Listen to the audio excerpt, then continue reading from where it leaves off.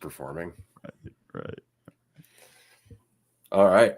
It is an episode of Dualistic Unity Raw. It is Monday morning. We were just talking about something, and of course, I've completely forgotten what that thing was because we're doing the introduction now. Welcome, listener. We are hope. Well, we are hope. We are hope. We hope you're having a fantastic morning, evening, afternoon, whatever it is that you're experiencing right now. I trust you're doing well. And as I often think to myself, in trusting that you're doing well, I'm probably helping, because in doubting that you're doing well, I don't know what I'm doing in terms of the ripple effect from that. So I'm just going to trust that you're doing well and not expect, but trust in the same way that I can trust that I'm doing well. Not so much in what's happening around me, but in my ability to deal with it. So that tangent said and done, I'm going to pass it over to Andrew, who I'm sure will remind me what the fuck we were talking about. And if not doing well, at least the potential to do well, because that's just me having faith myself as well. But yeah, we were going back and forth about the balance between, the experience of being in the shit yourself and the amount of empathy you experience there versus when you're feeling good about yourself, or like feeling good in general, maybe not about yourself, but just like, not struggling with as much stuff. You're waking up feeling good. There's almost, I don't know, it skews towards less connection, less empathy. And it doesn't mean that it definitely does, but I notice sometimes there's like an equal and opposite trade-off in when I'm feeling really in the shit and down. It's like I feel very much connected to everyone in a sense. And like in the experience, like I resonate, and especially on our Patreon calls and on group chats and things like that, like there tends to be kind of a lot of people circling around the same sort of stuff, not the same specific things necessarily. Sorry. But the general sort of sense of what you're going through. And so everyone's translating it through their own stuff, but there's when I'm feeling like I'm going through shit or going into a call like not feeling great or whatever, there's like more feelings of empathy, or it's easier to tap into. Maybe it's not that there's more, but like it's more readily available versus there are times like I kind of felt this. I mean, it was a couple days ago, maybe on a call where I went into it feeling pretty good, in general, just like feeling very relaxed and not as caught up in my own shit that maybe I had been for the last couple of weeks or months or whatever. And I was like, oh, finally, I'm really, feeling great. And then it was like there was less sensitivity in that. And maybe it was making an assumption about how I'm feeling, or not paying as close of attention to what's going on because there was less feeling of need to. It's like, oh, I'm already good. I don't need to pay as close of attention. And I don't know. I'm just kind of spitballing, just kind of like talking out loud, obviously. No shit. But so it's interesting the back and the forth between that. And it also it forces me into wondering, like, oh, so as someone who does group chats and has people join and they're, going through stuff and being able to empathize is the best thing. Like, where's the balance found? But then I also, as I start wondering about that, like, but I can't help anyone necessarily. Like, I can't do anything for anyone. And so where does that fall into the responses? But is there more of an assumption that maybe there is a right way? Like if I'm feeling good about myself, maybe I think that I can, I don't know, come to an answer more. Kind of like when I was on like tried LSD and it was like, I could think about, oh, there's a lot that I could do. There's a lot of potential and I feel like I can figure out the right thing to do. And then I feel good enough that I can then do that. And then, and so like it's more of that sort of feeling on those calls. I don't know, but it's an interesting back and forth. And so we were kind of talking about like, can you maintain both, like kind of like be in the shit, not take it seriously, or are you always in the shit and you're just finding ways to avoid it and letting go of that? And it's like, because then it comes down to you, and it's not so much about what you feel like you're going through, but it's, of course, your response to it, but being able to maintain that sensitivity as you go, as opposed to, I'm feeling good now, so I don't give a fuck about anyone else, and, whatever. But then it's at the same time, like, you can't help anyone, but you can be there with them and not think of them as them. So I don't know. It's Yeah, well said. interesting back And and that's forth. just it, right? Like, who are you thinking about? You're still perceiving some division. And so when you're focused on your own state of happiness, when you're focused on happiness as a whole, you're like, I'm feeling good. This is great. I fucking love this. I'm having a great time. What is there to worry about?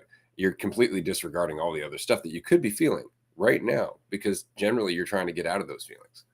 Like, you've built preferences about those feelings. And so that state where you're just feeling everything, that state is the state you're kind of in all the time, but you focus on one state out of preference, right? Or out of fear. And when you're not doing that, then you're kind of aware of all of it.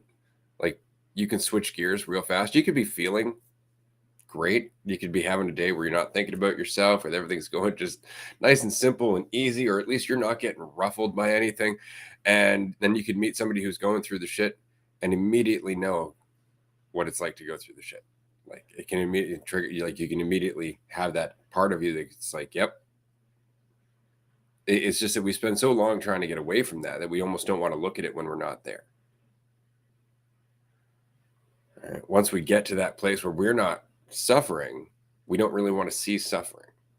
And that's a big problem with comfort, right? It's tempting, right? It's tempting to want to feel good all the time. But recognizing that that kind of centers around the idea of you individually and disregards the you that is impacting everything else and being impacted by everything else. So the collective you, as it were. And in that case, it's best to keep a foot in both worlds, to be aware of both.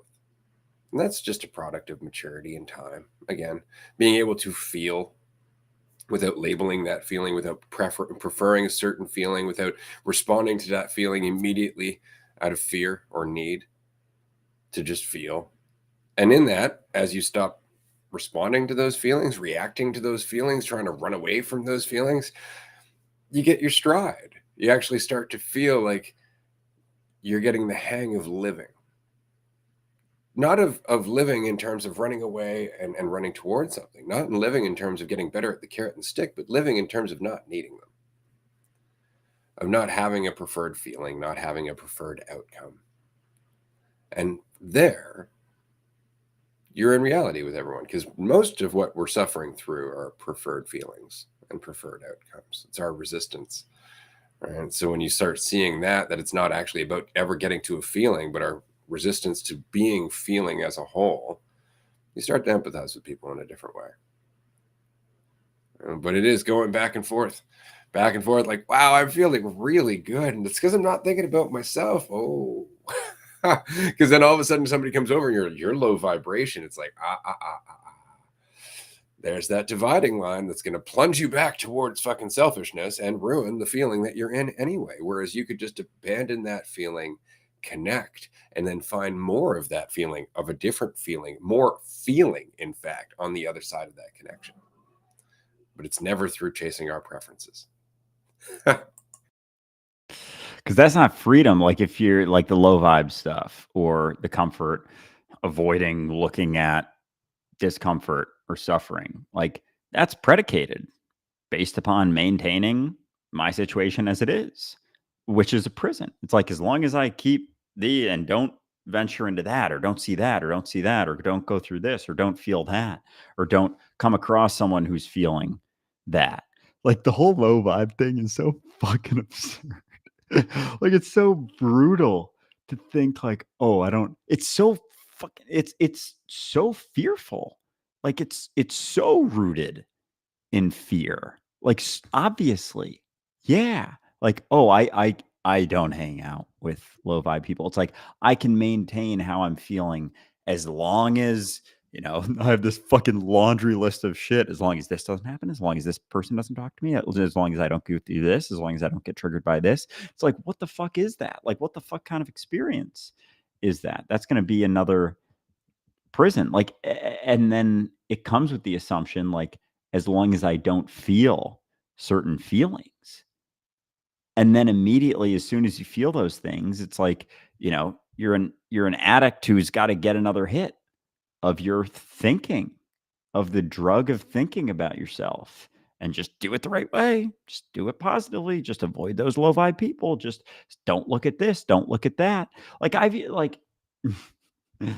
yeah. It's so funny, and it's like so fucking humbling to realize, like, in your own life, just shit that you've done or avoided. Like, even with like fucking horror movies. Like, I have watched more recently, and I'm like, and there is a part of me that makes me sound like such a fucking little baby child boy. Like, it's like, I don't like watching horror movies because they're fucking freaky. But it's like, Terrifying. it's yeah. By the virtue of what they're trying to do. Like, yeah, no, there's a good reason that we have an aversion to horror movies. Those are things we'd never see in reality for the most part. Yeah, and, like, the thought of it wouldn't, like, it's like I don't wanna see something like that because I don't wanna then be afraid of something like that. I wanna avoid feeling that fear, as opposed to being like, "No, I'll watch it, and yeah, maybe I'll be afraid of that. Maybe it'll enter my nightmare one night or 2 nights." But it's like, it's almost like the act of doing that is in and of itself having more faith in yourself. It's like, yeah, I could be fucking afraid of that for a while and then be okay. But it's interesting how many things, kind of like in the movie In Time, when he was like, how do you deal with seeing all of this suffering all around you and not doing anything about it? He was like, I don't look. We don't look. It's like, we just don't.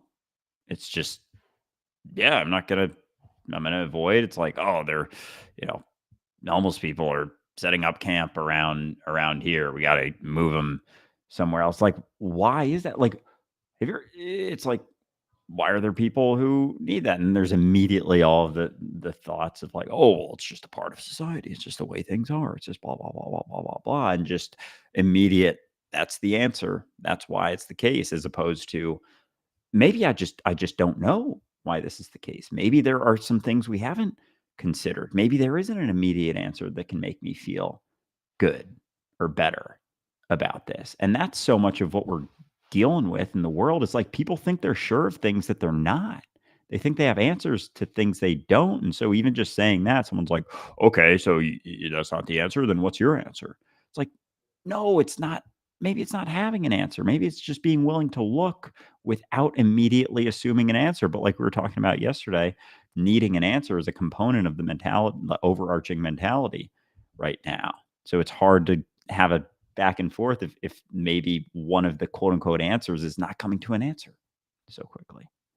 Oh, that's well said. That's exactly it. Needing an answer is a product of the mentality that's driving us nuts, that's making us look for an answer. So it's this vicious fucking circle, which goes to a question that we have in the comments section. So when you fall into a depressive feeling, how do you shake yourself out of it? Here's the answer you don't want to hear. It's the answer I didn't want to hear. It's the answer nobody wants to hear. You don't. You don't shake yourself out of it. You sit in it, and you don't assume anything about yourself while you feel it. See, that's the trick. Because when you're feeling it, you desperately want an answer. Why? Why am I feeling this? How the fuck do I make it go away? How do I get out? And as soon as you dig into it, you've given it a story, and your brain's like, yeah, here's the reason. Now you got to address that reason. There's a whole fucking journey that you have to go through to address your depression. And then what's worse is your depression and the pressure that goes with your depression, quite literally, goes along with that narrative, because now you're either getting towards the end of your depression or you're farther away from the end of your depression, until finally there's nothing but the spectrum of depression, because you can never get to the end of it. And now your whole world becomes this spectrum of how close or far away you are without ever getting to it. And it's because it'll never end. so long as it's depression. It'll never end so long as it has roots in you, has a story that justifies it. Because without that story, without you immediately going, this is why it's there, this is the path out of it, it would have just passed. And then you'd come out the other side going, oh, that wasn't so bad. You'd learn how to breathe through it. You'd learn how to pay attention to where you are. You'd learn how to feel your hands or pay attention to the sound of the wind. And the feeling would pass. And each and every time it did, you would start to learn more and more that you have the strength to let it pass. Because isn't that exactly what the problem with depression is? It feels like it'll be there forever.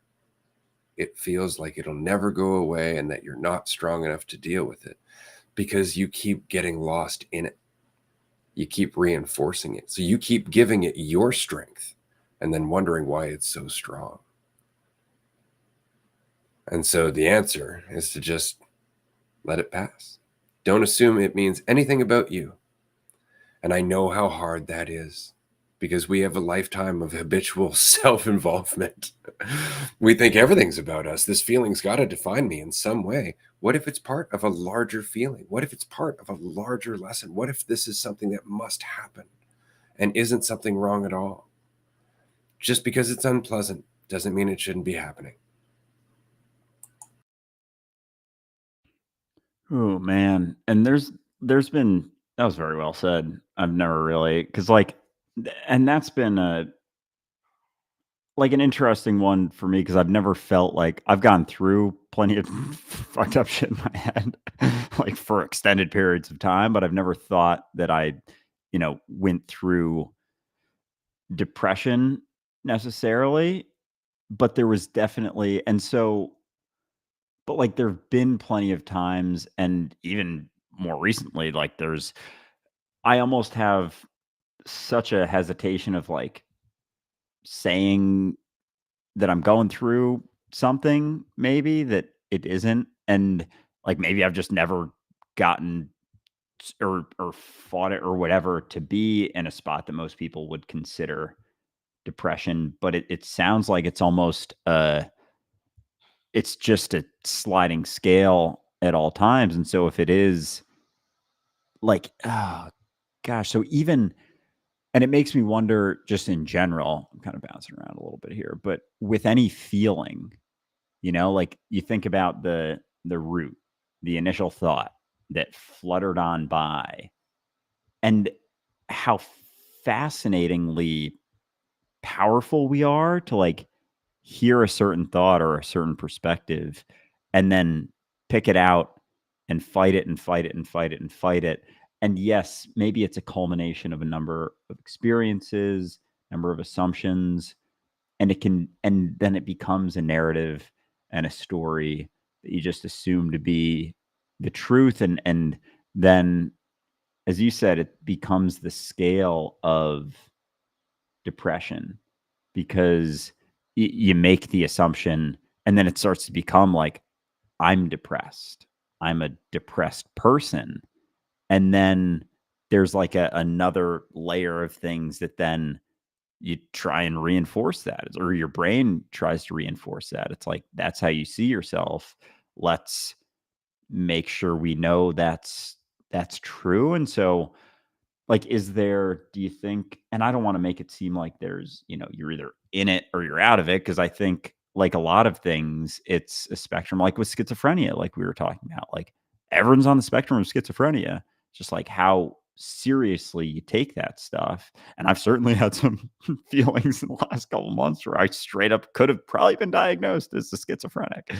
And so if it's all on spectrums, then it's really just like how much of you think it how self-defining it is, like how much of your story is it all consuming. And it makes me wonder with everything, if there's like, it's almost like there's I don't know if it's a shift or a jump when it goes from a feeling to becoming you in a sense, and then it's like got a stronger grip almost, or at least it's the perception, because it's still not something that's gripping you that you're not holding on to as a way of self-defining.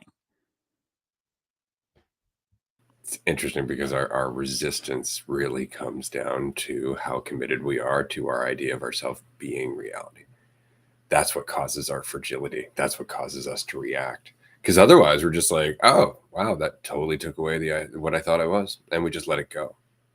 But otherwise, we have to go into defense. We have to put up the shields, as it were, because we believe so much in this concept being who we are. And that's what causes our oversensitivity. You'll notice it. Like, you can have a conversation with somebody who doesn't take themselves seriously. You can say something that maybe triggers them a little bit, and maybe they'll go, I got to tell you, that triggered me a little bit. And they'll be honest with you. And it's just because they're honest with themselves. And so they don't take themselves too seriously. So they're not trying to protect themselves necessarily. Whereas somebody who isn't willing to look at that, somebody who really holds on to their idea of themselves and doesn't understand that it causes that conflict with anything that contradicts it, is just going to attack you. They're just going to get upset. And it's because they really believe in that idea of themselves being the truth. And you're threatening that. Whereas if you let that go, then you start to grow. But this is what we're always talking about in terms of stagnation. This is what we're always talking about in terms of flow state. What are we talking about in terms of flow state? We're not just talking about a greater degree of self-efficacy. We're talking about a greater degree of sensitivity, a greater degree of mobility, of adaptability, right? A greater degree of communication here in the moment, right? It's just, it happens to go with a loss of a sense of control. Because if you're trying to establish a sense of control, you're doing so for a future outcome, which takes you out of the moment and removes the efficacy that you have in that moment. And so that's all we're ever talking about, is the danger of trying to hold on to an idea of yourself. But going back to what you were saying earlier about spectrums, because I want to cover that again. It's funny because you would never have, and it's important that anybody listening to this, before I go any further, recognize that what I'm about to say should in no way become self-defining. Okay? All right. We tend to think of depression in the same way that we think about anxiety, in terms of it being a thing that's wrong. Like, we actually think that depression is kind of like having a cold, right? Whereas depression is really just, I would say, well, layers and layers and layers of that overcommitment to identity that I was discussing earlier. So much so that those layers are weighing you down. Like, not only is it all you can fucking hear, but it's all you can feel, which is why you start to disconnect from things. It starts to feel like it's your entire fucking world. Like, there's nothing else, and it's just you going through it. And it's never going to fucking end. But you'll notice how much of that is about you. Did you notice how much of what I just said is about you being fucked? So it's all in terms of how much you're thinking about yourself. And that's so hard when you're going through it, because your ego's response to that, your mind's response is that, like, yeah, what? So I'm just going to sit in it? Yeah. You, one way or another, that's the thing. Like, you can sit here and start giving it reasons, giving it roots, paying attention to it, making it grow. Or you can just sit here, read a book, go for a walk, just deal with it. Just let it pass. Right? And then again, you will grow as a result. But in order to do that, you got to stop thinking it means anything about you. Otherwise, you can't stop picking at it. As long as it means something about you, it must be resolved. Otherwise, you are less. You need to be fixed. And that is the root of it. The idea of you.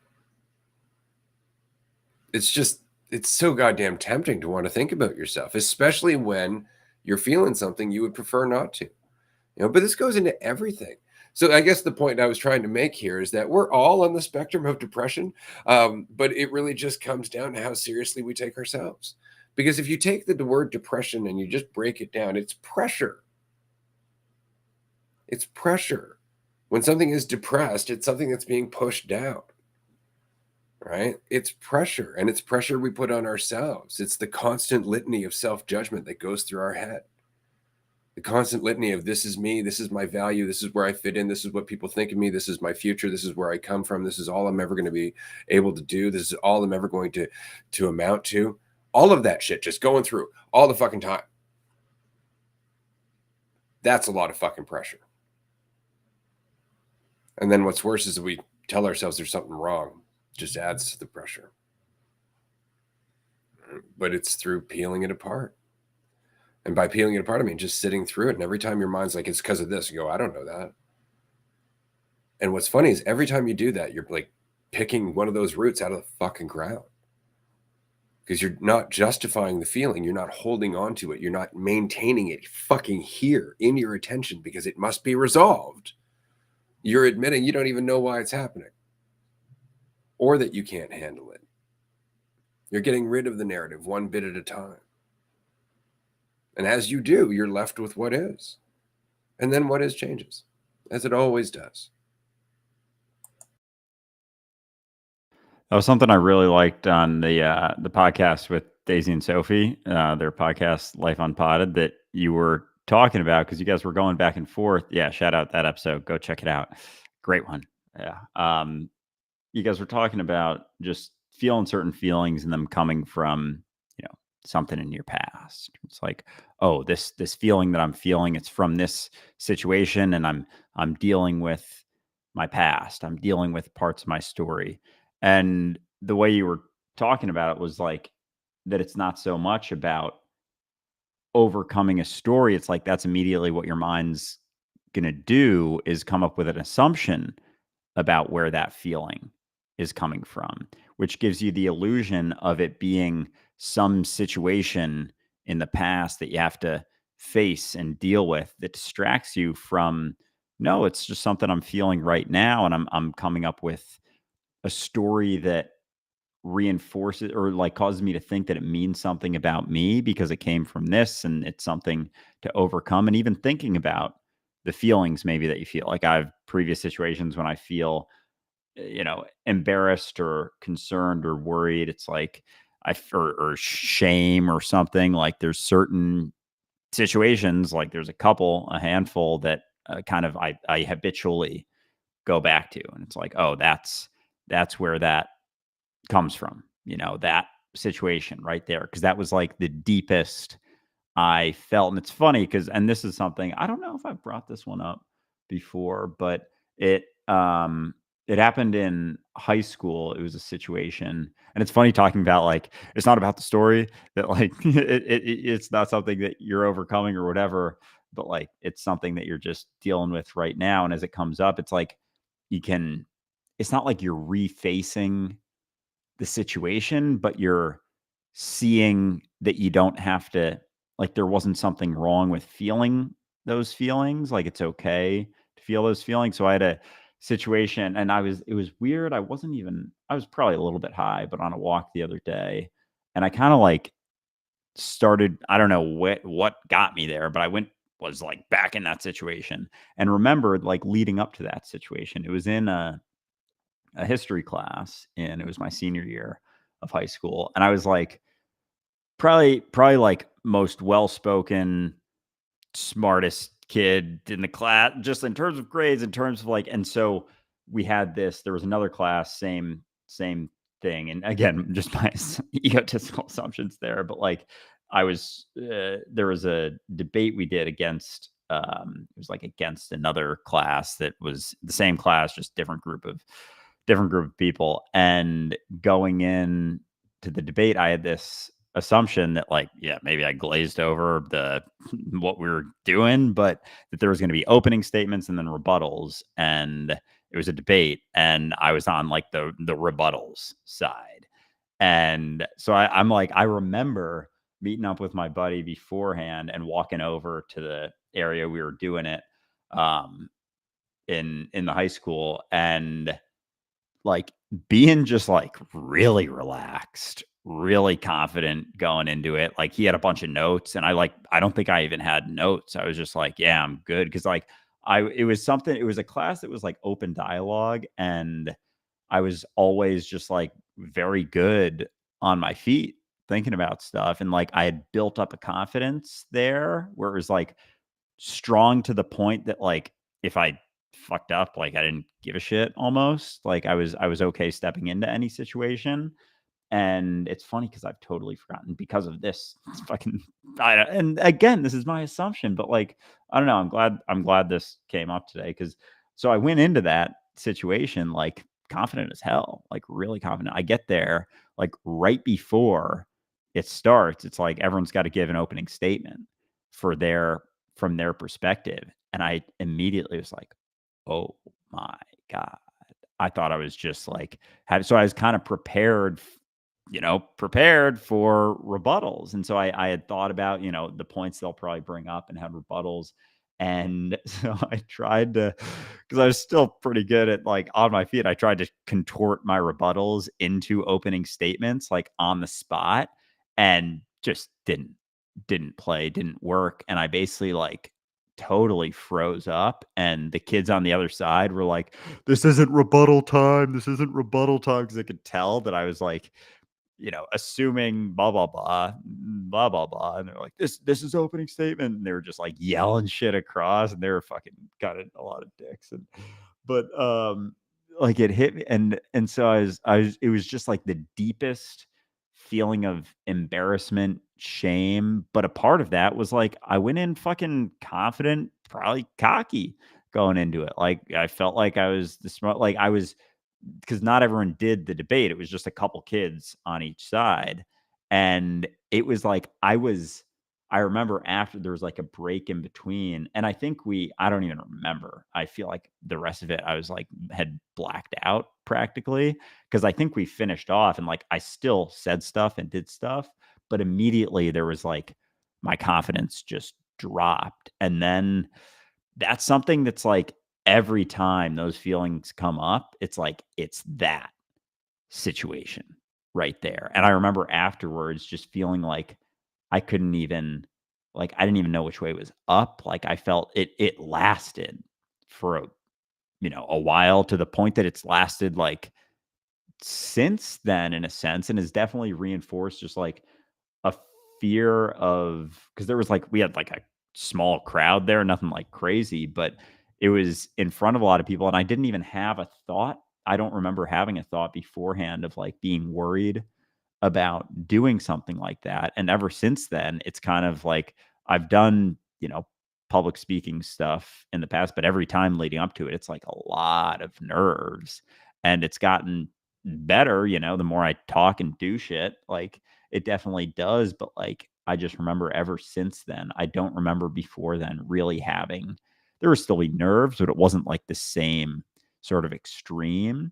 And so the other day, I was like, whatever I was feeling, I basically remembered that again, and it'll come up frequently for me, that sort of memory. But it's interesting realizing that it's not like I kind of started out talking, it's not like overcoming the situation as much, but like sometimes I don't know, I'm kind of curious about that, like with something like that, because a lot of people, there's been things where it's like, oh, you go through a deep meditation and you work through, realize there was nothing wrong with those feelings, and like I kind of get that, but a part of me is just like, you just do it more to get over it. But I don't know. No, I'll stop talking now. No, that's great and it's valid. Okay, so there's a couple ways you can look at this, and I guess that's the nice thing is that when you stop thinking it means anything about you, you can just more or less look at it. So um, this is an event that immediately, when it comes to shame, the feeling of shame, you remember this event. You said I don't really remember anything before that. Well, I guess not, because it wouldn't have been quite as intense as this feeling. So this feeling would have been like the day, as it were. So just keep that in mind. Had it not happened, there would be another the day that would have still been the maximum in terms of your spectrum. That said, you learned a lot from this. Like, take the shame out of it, take the self-judgment out of it, take the fact that you're surrounded by kids who are all identifying out of it because they're all trying to feel better about themselves by tearing you down. Like there's all of that. But if you take all of that out of it, you learned a lot about the fact that there's a such thing as being overconfident. There's a such thing as going into something assuming about something about the end result. Had you not gone through that, the entirety of your life after that moment would have been different, which means you might have taken more risks, you might have been more reckless, you might have continued to make those kind of errors, or rather those kind of assumptions. How much of your life would have been changed by that? You assume that there's a negative to this, but you actually learned a lot about not making assumptions. It's just that the feeling of shame goes with it. Now, again, take that out of it. Had you not learned this lesson, had it not happened this way, had it not stuck in your memory like this, had it not happened at all, you would have done it somewhere else. And something very similar, or not, if not worse, would have happened, because each and every one of us knows shame. We have experienced shame. It's just the experience that's different, the skin that's over that experience, because shame is a part of our life. It's part of our development. It's part of the consequence of identity. And we all go back and forth in this process of, feeling too confident, not feeling confident enough, right? Making assumptions, being too prepared. That's development. That's growth. So I would say that there isn't a single person listening to this right now who can't relate to you with a different memory. It's going to happen. It was going to happen. It's guaranteed to happen. You will always have a memory associated with the feeling of shame. And as you said earlier, it's what gives you the ability to empathize. Right? But when you start to recognize the only reason you keep holding on to it is because you still feel shame now, then you can start tackling the actual problem, which is why you still feel shame now, which is still that overcommitment to identity. Right? And that's it. As you deal with that, your past opens up. You're able to see more moving parts. You're able to see the necessity of it. Right? You're able to see the equality of this experience, that we're all going through it with a slightly different cover. Yeah, yeah, that's a fucking great point. I mean, it's so funny that you get so focused on certain situations or feelings, you completely discount not only that it would have happened some other way, shape, or form, or it could have been like honestly, I remember like how I was in that class, and I was like a cocky cocksucker. Like I would have probably continued that, would have been way less empathetic. Like there is a version of me that is a fucking douchebag and a half. Like Yeah, if we meet them all the time running around. like just think and like oh man and it's funny because as much as it's like damn I part of me is like it'd be cool to just have no fear going like however I feel like I felt going into that like in any situation, but that's also just such a farce and such a fallacy. But like if, say, hypothetically, that hadn't happened and I crushed that debate, like, there's a very good chance, like like, none of the stuff because I probably would have gone into fucking, like, consulting or investment banking or something. Because like, I would have just been like, I don't even know. You never know what you would have been like, but that was the college I went to, like, majority of kids went in to those things, and it would have been just there wouldn't have been even and that's why I get emotional sometimes, like, realizing just, like, a situation like that. Maybe if that hadn't happened, I just wouldn't have any degree and it's not to say any degree, but, like, significantly less empathy, like, things could have been way different, and there would have been suffering from all of that and the desire to maintain certain perspectives or look at like, that is not fucking freedom or relaxation, like and it does not guarantee that there would be any relaxation, especially with I was in the midst of doing things for the next thing, like I was doing to varying degrees my whole life, and that's kinda subtly started getting broken down in a sense, but it required it requires you to get knocked down, your idea knocked down, of course, and there's almost like because I know people too who, like, maybe didn't have a situation like that, and they're like the most confident motherfuckers you'll come across seemingly, and yet it's still predicated very much on certain perspectives and certainly thinking about I yourself. just wanted to say, I wouldn't say necessarily that it didn't happen to them so much as that they dealt with it differently. You see, you internalized it, other people vilify it as a way of dealing with this shit. It's their fault. I'm perfect. You didn't do that. I never even thought that like someone in that situation could think like, oh, it was them doing it. Oh, it was the teacher didn't give the directions enough. Like, fuck, man, I have not thought about that until right now. Like, I never, but that is, I know tons of people who would respond like that too. I've responded like that in plenty of situations. Like, holy fuck, I didn't even think that. Like, I could have so easily immediately just been like started yelling in the situation, like in the fucking auditorium we were in, been like, Mr. Zahn, what the fuck, man? Like, you totally fucked me. You made me look bad here. Like, what's wrong with you? What are you doing? And I see people act like that too, in a movie, say in a business situation.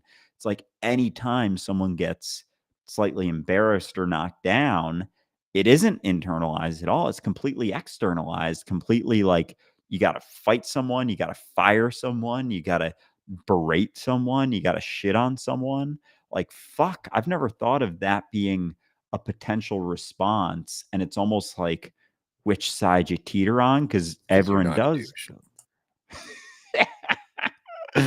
I got that going for me. Although I am enjoying, I've been bringing out that side of me a little bit more, especially on Instagram and shit. But yeah, fuck, man. That's interesting. Right? Yeah, we forget that. It's so interesting because people who beat themselves up for things that have happened in the past forget that they're not beating up others. They're beating up others as a result of beating themselves up. Right? That's the thing, is they've internalized it. One way or another, there's still destruction to yourself and others. If you want to beat up other people, there's destruction to yourself in terms of your relationships and the fact that you become a fairly cantankerous fuck.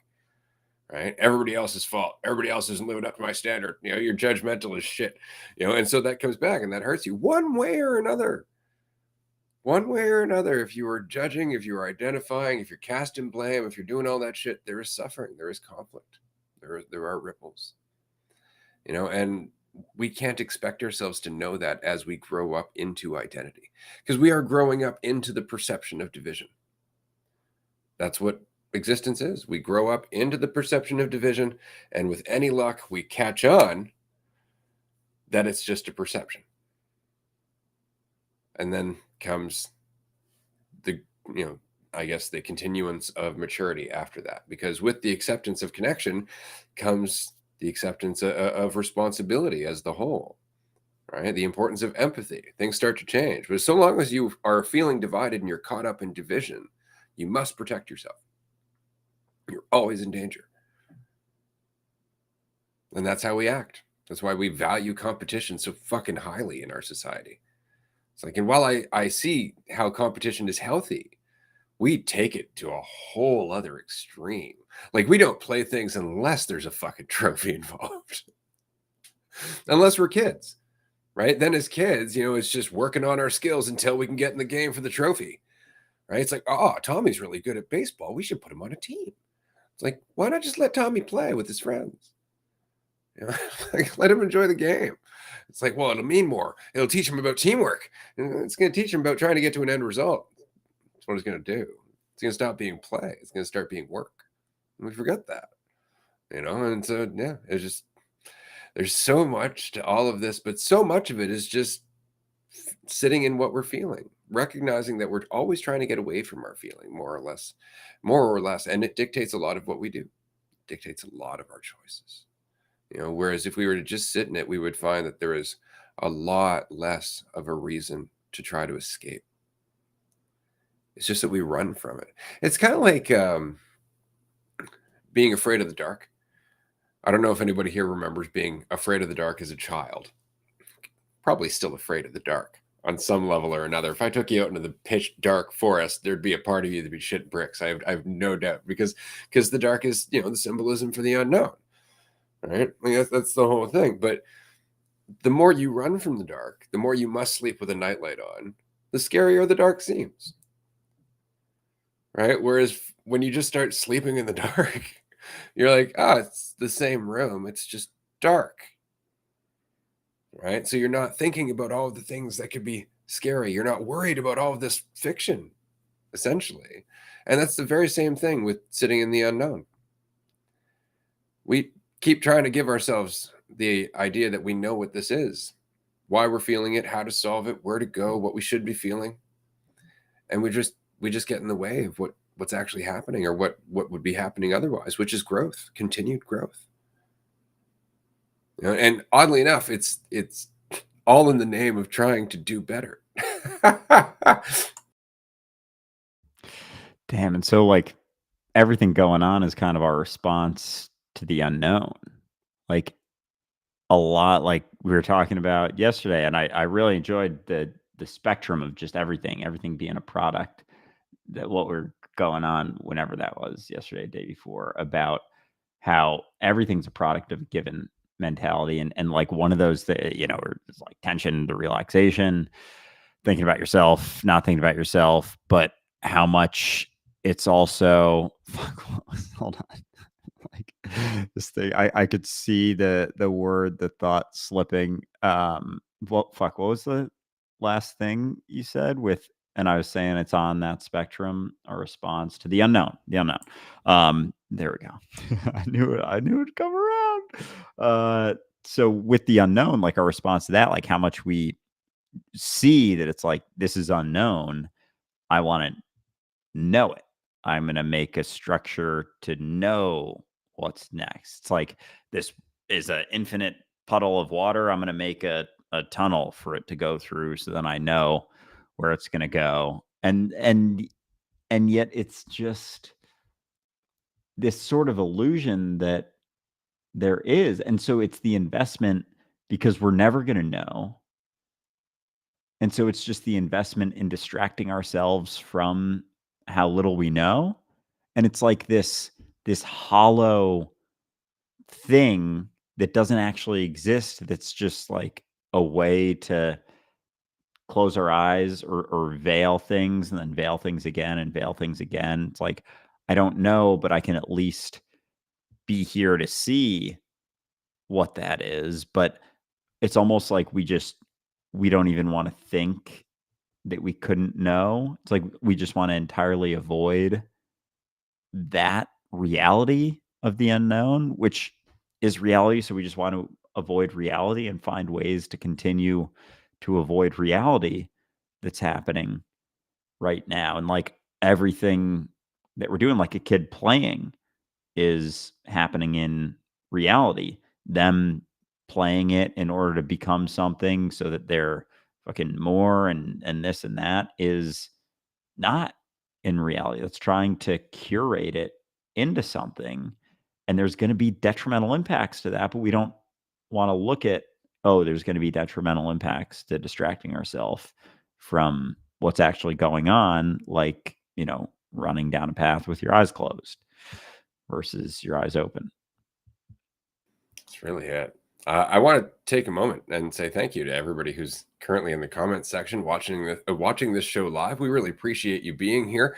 Wanted to throw out another mention that we have a video contest right now, and you can win a free ticket to our California mini retreat, which is happening on April 11th to April 15th near Big Bear Lake in California. This is going to be a very, very fun event. I'm looking forward to it. We're going to barbecue. We're going to be by the lake. We're going to go for walks.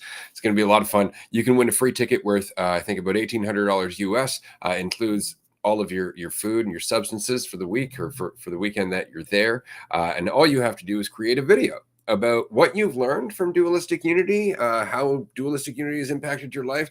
Maybe just saying, hey, Ray and Andrew are crazy assholes, whatever. You can also take clips from the podcast. If you enjoy any of the clips, I know sometimes we get some pearls out there. Other times we're just shooting the shit. So feel free to grab whatever. And if you can make a video, post it online on any platform that Dualistic Unity has an account. Tag us. And then as of February 1st, when we are at the Virginia Beach mini retreat, we will tally up all of the views for each of the videos, and the person who has a video with the most views will win that ticket. Now, you must be older than 21 years of age, obviously, because we are going to be smoking weed, lots of the marijuana. So definitely join us in California if that is your bag. And aside from that, I think that's pretty much it. You can see the details. Go to dualisticunity.com. In the community dropdown in our navigation bar, there is the viral video contest information. I'll throw that shit up on the screen here right now. So that way, if you are watching this on the video version, you can just click on that QR code. But yeah, join us. It's a lot of fun because we do this. We do exactly what we're doing right here. I need you to understand that this is just a conversation. This isn't like, what are we going to talk about today? Honestly, I had gone into this thinking to myself, like, I really want to bitch about the experience I had at church yesterday. And by bitch, I mean kind of laugh about it. But on the other hand, this was so much more entertaining and informative because we go through this process of assuming a lot about ourselves, and we've built a whole system of assumptions about ourselves, and we have people out there who help us to work through our assumptions, helping us in fact make more assumptions. It's like, what's that? You assume you need to be in control all the time. That you have an anxiety disorder. It's like, that sounds like an assumption. Holy shit. Also sounds like control, because now I've got a thing I got to fucking work on. I got to resolve that shit. Sounds like a process. Sounds like it's going to take a lot of time. I've got to peel it apart, do all that. And that defines me. Now I got to get closer and farther away from that solution where I'm not going to have any anxiety. It's always that. Understand that it's the response to now. And true, that response to now might be habitual, but that doesn't mean peeling it apart has to be habitual. Isn't it funny? We try to replace one habit of tearing ourselves down with another habit of making ourselves free instead of just being free.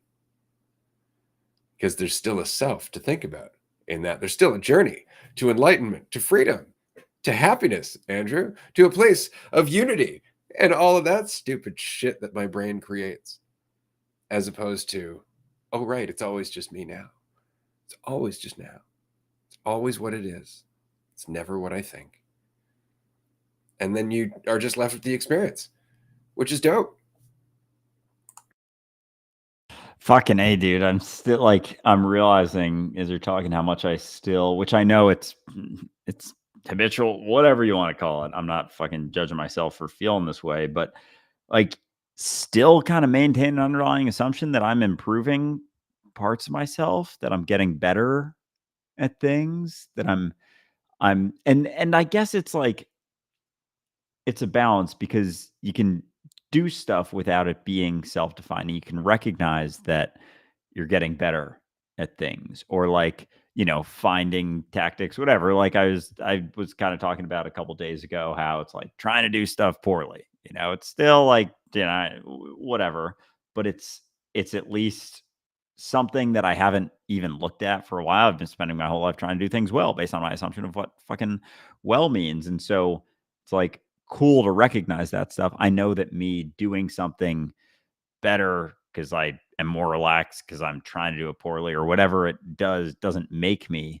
better, but there can still be, because a habitual thing for me is to assume that I have nothing to say and I'm a worthless sack of shit, And so sometimes even recognizing, oh, I'm getting better at this. And I say that, but it's like I kind of am dramatic about that sometimes. But like it does come up fairly frequently. But and so the other side of that is recognizing, oh, there are things that you can do, can be done. There's influence you can have. Like you can jump into something, but not because you're a great person, but just because it's an option. And so it's interesting. I don't know how sometimes not sometimes, all the time maintain like a way of thinking about ourselves in order to push us forward. And I say, of course, it's like maintaining a way of thinking about ourselves, but thinking like, no, I'm great at this. No, I'm the best at this in the world. Like telling yourself that going into, say, I don't know, a sport, a baseball game, and you're like, I'm the best baseball player ever, and like you keep telling yourself that over and over, and a lot of people rely on that, like I'm the greatest of all time, yeah, and they're like hype going into this thing because like there's a side of that, there's a degree of that where it's like you're not as concerned because you're better than everyone and you feel that way. And so there's a lot of confidence that comes with that, arrogance that comes from that, but it's still telling yourself a story It just one that happens to be, makes you feel better in the moment. Yeah, till you lose or you get close to losing, and then the pressure comes, right? Or somebody says you might lose and you got to defend yourself and you're totally fucking rattled, right? We did a movie review of The Peaceful Warrior, which was dope. I highly recommend it. I think I actually have a QR code for that one. I do. And that was the whole thing, is that this was about an athlete who took himself very, very seriously until one day somebody's like, yeah. Like, so what? And there's like, well, you watch the Olympics, don't you? And he's like, no, no, I don't. At all. It was a great moment. So check that out, movie review for The Peaceful Warrior. I think what's funny is we often confuse getting better at something with getting better ourselves. And it's because we think that our value is measurable, right? Like, we think, well, I want to get better at being a public speaker. So I'm going to think about myself a lot until I get there. It's like, you want to get better, just speak more. It doesn't have anything to do with you. See, that's the funniest part, is that sitting there thinking about yourself, judging yourself isn't going to make you a better speaker. It's going to make you a worse speaker, right? Because now you're going to hesitate before you talk, right? You're going to have an intention. You're going to be looking at the crowd. Do they like me? Do they like me? All of that. So judging yourself takes you farther and farther away from what would happen if you would just do the fucking thing, right? Just do it. But we really do think that, no, if I get better at speaking, I'm a better speaker. You see how that works? I'm doing better at speaking, therefore I'm defined by that. It's like, no, your value hasn't changed at all. You've just done something longer. Like, that's all that's happened. You say better, but it's just that you're more familiar. You say better, but it's just that you've learned a higher quality of attention for that thing. It's not that it's better, because better is kind of an inevitable result of doing something long enough. So is it better, or is it just doing something? Right? It's like, well, I did it the first time, I wasn't very good at it. Did it 100th time, I was very good at it. Yeah, it's still the same doing, though. Like, you're still doing the thing. You see what I mean? Like, it's not like you did it once and then you did it 100th time. It's the same doing of that thing. It's not like you played baseball once and you played baseball again and you played baseball again. You're just playing baseball. That is a part of your life. Do you count all the times you played catch? Do you count all the times you just hit the ball? Is that part of the games you played? Like, it's just this ridiculous thing that we're doing a series of things instead of one thing over time. So the more time and attention you put into it, the quote unquote better you will be at it. But that goes with the fallacy of being better yourself. When in fact, all you're ever expressing was the same potential that was there the whole time, that you didn't know how to express through that medium because you hadn't been familiar with it. Just like if I give you a paintbrush and some paints, and I'm like, paint, what's in your mind? Paint what's in your imagination, and you try, and it's brutal. It's a fucking stick figure, and it's nothing like what you're seeing in your head. And then you paint for another like 10 years, and then I come back, I say the same thing, and you paint it, and it's fucking beautiful. It's the same thing you were seeing in your head. The potential that artwork came from is there. It's just that you hadn't learned the medium. You weren't familiar with the paints. You weren't familiar with the brush or the canvas. You weren't familiar with that form of expression. So it's not that you've gotten better so much as you have adapted to learn a new tool to express how much you already were. And that's that fallacy. I've gotten better. No, you've just gotten used to expressing yourself this way. I'm a better speaker. No, you're just speaking more. I'm good at making decisions. You just make a lot of them. All right. And that's it. But we keep thinking about ourselves. And we don't have to. And that puts things into such a different perspective, because it's not like someone's better and someone's worse. It's just this person has expressed via this medium X amount of times. This person has expressed via this medium X amount of times, that or Y amount of times. And it's just this kind of like difference in expression based on how many times you kind of just like how long you've been doing it, how many times you've done it. And so it's the whole thought of being good or bad at something kind of vanishes in that. No, it's just time and attention X versus time and attention Y. And And it's like there's an aversion to jumping into those situations because we compare, because we judge. We can't think of it as, no, it's just this amount of time and attention versus this amount of time and attention. It's like, no, this person is good and better because of being able to do that, and this person is bad at that because of this. And then and for something like speaking specifically, like what defines good or bad with that? Like if someone is, very articulate, but they don't connect with anyone and they think have maintain a certain perspective of themselves, and there isn't, you know, there's nothing, I don't know, of substance said or whatever, versus someone who maybe isn't as articulate and just gets through it and gets shit out there, but people resonate with it.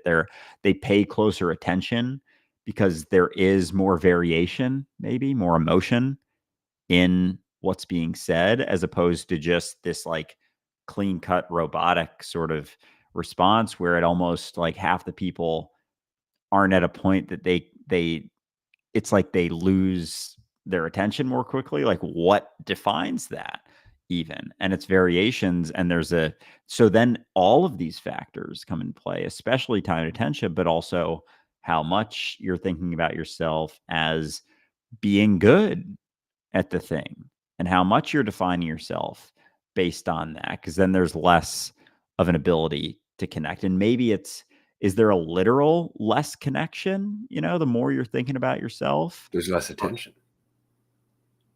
Right. That's see, time and attention. Less attention, more time. Which is why we get frustrated, right? Because we're thinking about ourselves, trying to progress. And now we're thinking about ourselves and trying to progress, which is getting in the way of the progress, which is making us judge ourselves even more. And eventually we just give up. Whereas if we had stopped thinking about ourselves to begin with and just dug into what we were doing, we would make progress faster. See, it's funny, we get in our way. We want to progress faster, but that actually makes us slow down because it's about us progressing faster. So our attention's not in what we're doing. This is why we give up on things so quickly. It's because we're not actually in it. We're trying to prove something about ourselves. Damn, because even like for just continuing on the train of speaking, like most people have said a lot of words in their life, maybe in different situations, and maybe there's situations that saying words, because it's still just saying words, no matter whether you're talking into the mirror or talking quote unquote in front of people. And so because you've gotten so many reps in, regardless of the situation, that if you're able to give the attention entirely to the situation that you're in and not be so lost in fear and concern, you could basically put yourself into any situation that maybe is considered like public speaking and actually be good at it, just because it's that extreme attention. And maybe, you haven't done it enough, so there are certain feelings that bubble up that are felt very much. But like, if say hypothetically you were able to maintain all of that attention on what you were doing right now without a consideration of how you're doing or how you might be perceived or your ideas of who's watching or looking, it was just all of that attention. Like, you could almost completely cut the time needed in that sense. And is maybe the time sort of the necessary thing when you aren't willing to pay as much attention to the act itself for the sake of doing it, as opposed to what it means about you. Exactly. That's what it is. This is why, and I've shared this story with you before about the kung fu student who went to his master and said, "Master, how long does it take to become a master myself?" And he's like, 10 years. And then he's like, "Well, what if I work twice as hard as everybody else? What if I put in twice as many hours as everybody else?" He's like, 20 years. And the reason is just because you're rushing, but you're not paying attention. Right. And how much of that is in our life? Like, how much of that influences the ongoing list of shit that we have to deal with? How many times have we had to deal with the consequence of us just not letting things play out? It's like, I got to get in there and control the outcome. And then all of a sudden it's just like, fuck, now I got to deal with that. And I could have just let it handle itself. And often it does, but a lot of what we're going through is just control. Right? And as long as we have this sense that we can be in control, we almost of necessity start to rush. Because now there's a place where everything's going to be okay. Now there's an end result. And if I can just get there, then everything's been solved. Right. And so after a while, especially if things continue to suck, as life does, just want you to know that that feeling of self-judgment, that feeling of anxiety, that temptation to have control is always going to be there. It's always going to be there. But if you continue to let it hammer you over the face, if you continue to let it rattle you because you have this overcommitment to this idea of control and what it means about you, because they all go part and parcel, well, then you're always going to want to get away from it.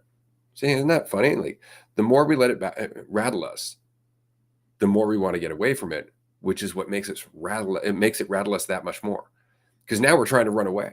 So now every time it comes back, we're like, fuck. And we got to run away even harder. Then it comes back and we're like, fuck. And it becomes this frantic rush to get away from fucking misery, to get away from self-judgment and shame and all of that other shit. And the problem is, as long as that's happening, there's a you to get away from it. And you are the source of it. You cannot judge yourself without the fiction of you. You just can't. So as long as there's a you trying to get out of self-judgment, you're holding on to it. There's no way to conceptualize your way out of that. It's just over and over again, just being willing to be honest. I'm self-involved. I keep thinking I can fix this. I keep thinking I can make life more than life. I keep thinking that, somehow I'm right and the rest of reality is somehow doing it wrong. Like it really is all of that. And just being honest about it and then being where you are. That's it. It doesn't take time. See, it's funny. Like I said, you can make it into a habit. Oh, I got to keep reminding myself this. Do you? Or are you just holding on to the you that needs to be reminded? And that's okay too. That's okay too. What's the rush? That's okay too. And with because like eventually, you feel certain things. Like eventually it's just, yeah, there's nothing wrong with feeling this. But like, as you were saying, it's like it builds the more we run from it.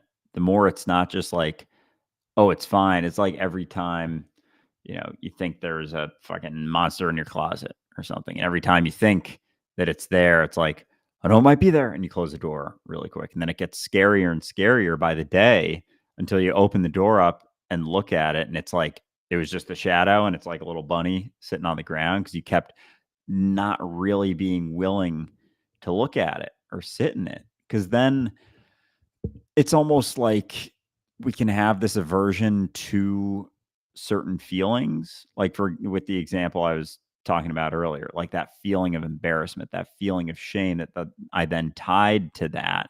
It's like, I don't want to feel that again. But if I come to terms with that, then that can happen again and I'll be okay. Cause like, what is it really knocking down? It's just a really strong, intense feeling, but like, it's not killing me. And if I'm not so attached to it, thinking like, oh, this thing means this about me, this feeling tied to this feeling means something about me, then everything's on the table. Cause then if I'm like, I can feel the depths of shame and embarrassment. It's easier said than done. 'Cause the feeling is fucking intense, but like as you feel it, it's like, oh, that's all right. And then there isn't so much fear and concern need to control situations to make sure you mitigate that so much. You can just be there and be relaxed.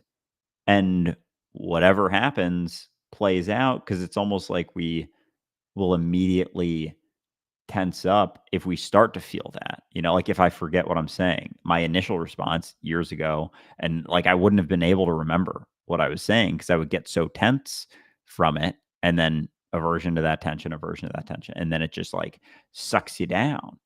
But if I'm good with feeling it, it's like, yeah, I can let it go. I can just like stop maybe, stop talking or whatever. Then there isn't the immediate, but that's the time and attention too, is like the more you feel that, the less aversion you have to it, the more you're fine with it, then it no longer this scary thing so much anymore, because you're just willing to sit in it as opposed to running from it or being afraid of going into situations that, it might happen again because it happened once. Isn't it funny? The less you try to defend yourself, or rather, the less you try to defend the fiction of you, the more it starts to fade away over time. Because that's what you're dealing with when you look backwards. You're looking at the emergence of the fiction of you. That's where the feelings come from, of shame, judgment, right? All of that. That's the fiction of you taking form. And so as you take it less seriously, you can look back at those memories and you will have no shame, but you will remember the feeling of shame. It's still there. And you'll go, right, because I can always just think about myself. See, that's the thing, is that is our shared hell, the fiction of us, the fiction of me. And our shared devil is the same. And we all go through it. It's always there. As soon as we believe in it, as soon as we believe that we're in hell, we are. As soon as we believe that we are what we think we are in the spectrum of having to defend that and maintain that. As soon as. And that will always be the case. So when you look backwards, especially considering our path is one of learning to think about ourselves as separate, you're always going to have memories of thinking about yourself as separate. So when you look back, you're like, that really hurt. Right. Why? Right? For the same reason it would hurt right now if you took yourself seriously. See, that's the funny part. If you were to take yourself now, put yourself back in that situation where you went to class, you were overly cocky, all of a sudden people are laughing at you, would you judge yourself as much right now? Or would you go, what a bunch of assholes? like it would be a very different response, right? You would be like, huh, well, you're really all taking yourself very seriously. I admit I wasn't prepared. Like, you would be honest about it.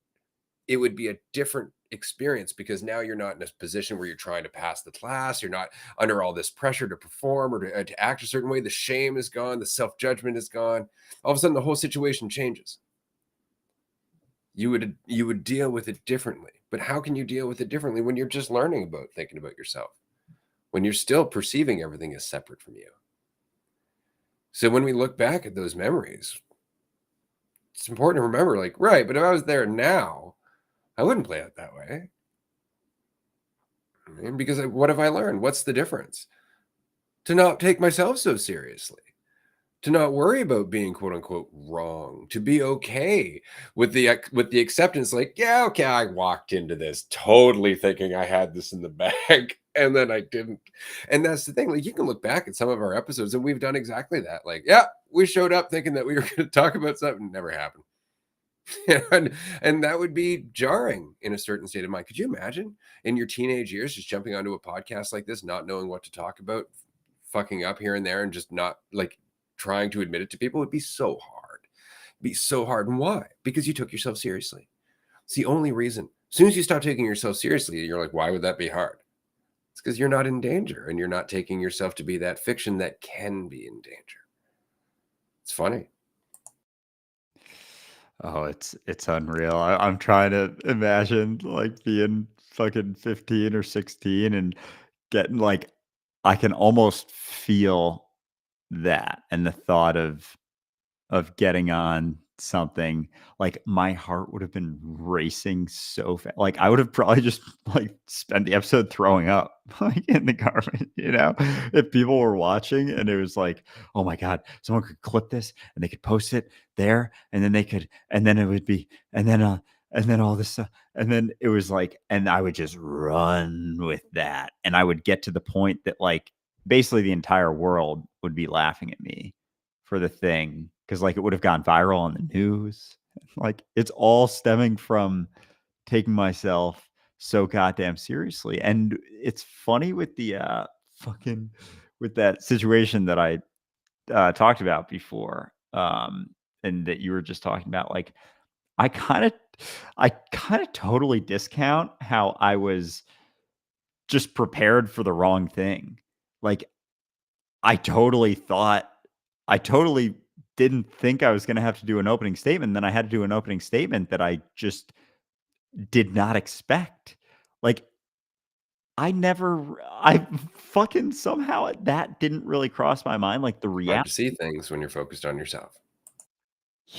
Straight up, like, is this the first time I've seen the reality of, like, what happened? Like, I straight up prepared for a rebuttal and then had to give an opening statement, like, about a topic that I didn't think about from that perspective at all when I was, whatever, 18, and had no time or attention given to maybe working on my feet, and maybe that was why it hit so hard, because like, I had been pretty good on my feet, but, like, to be entirely thinking that, like, this is how it's gonna go, and then something else entirely happened that, I tried to kinda contort, but, like, wasn't able to do. It's like, of course I fucking stumbled and fell, like, in what world, given that point, would I have just immediately been like, "Oh, opening statement? Yeah, I could do that." I had never done that was the first debate I ever did in my life. Like, I had never done a debate before. I'd never given an opening statement. I'd never done any of those things.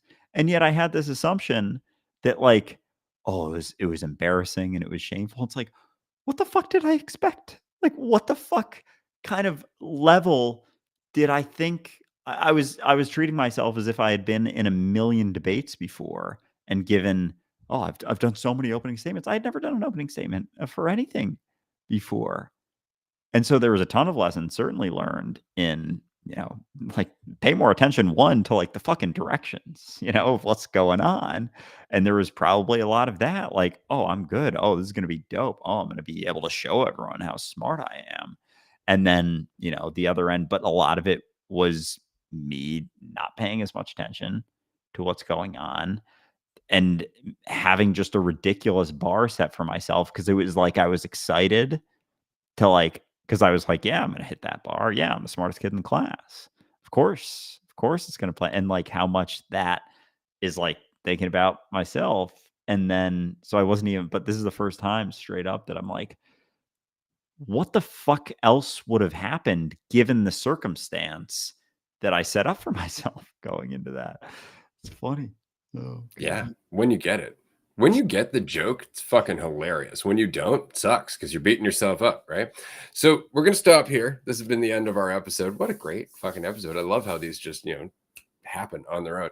Join us on Patreon in about 12 minutes. It's a tier one call, which means it's only $5 a month to join. There's also a 7-day free trial, and you can hop on Patreon. We do group discussions 5 days a week, and that's where all the gems really come out for sure. As much as this has been a lot of fun, hearing everybody else as they share their own stories of taking themselves so seriously really reminds you that it's not necessarily, well, it is just you, but there's a lot of variations of you happening. So don't worry too much about it. We're all in the same boat. Thank you for joining us, everyone. This has been a blast. I'm realizing how funny it was that I was saying paying attention as I'm like 3 minutes over. So for some reason in my head, I was thinking hour 20. It's always been an hour 15. Anyway, this has been a lot of fun. See some of you